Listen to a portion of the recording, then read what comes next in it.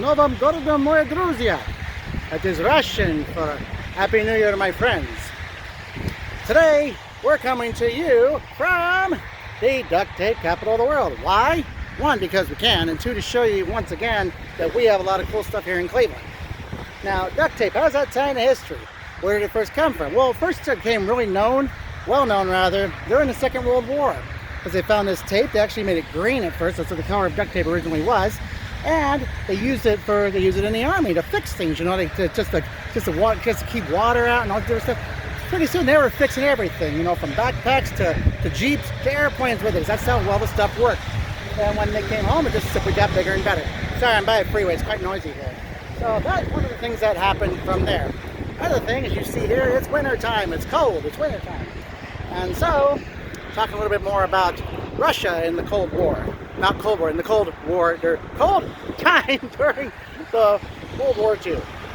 Now, as mentioned, you know, the Germans were having a hard time. Everything kept freezing up. They were having a really hard time. And but the thing is, they couldn't figure out why the Russians weren't having the same problems that they were. And so what would happen is they talked to a couple of Russian POWs and say, how do you guys keep your stuff from freezing up? Well, and they just simply said, okay. First thing we do is that we have some soldiers or men or even some civilians light fires under the engines of all the airplanes and do it all 24 hours a day just to keep them nice and warm, to keep those engines thawed so they could take off without any problem. They said, okay, that's great, that works for airplanes. How do you do it for your tanks and your Jeeps? You can't light a fire under those. I said, okay, what we do, and this is true, it actually, and this is very dangerous to do, they actually open up the crankcase and they put gasoline into the crankcase, which would, and the Germans were like, you've got to be kidding, you can't do something like that, you're setting us up.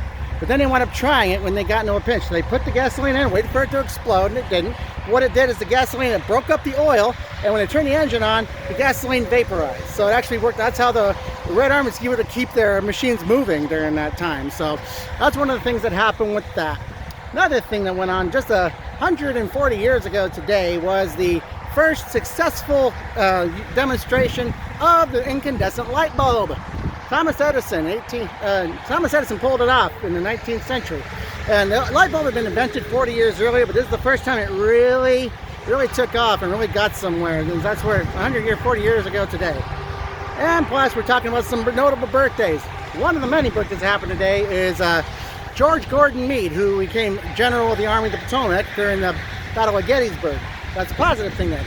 Another negative birth, I guess you could say, was the birth of Tom Marvolo Riddle in 1926. And if I have to explain who that is, that means you've been living under a rock for the last 20 years. So those are a few things that are happening all this time today. So Happy New Year, folks. Take care.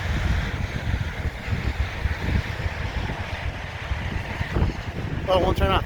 Dadgummit.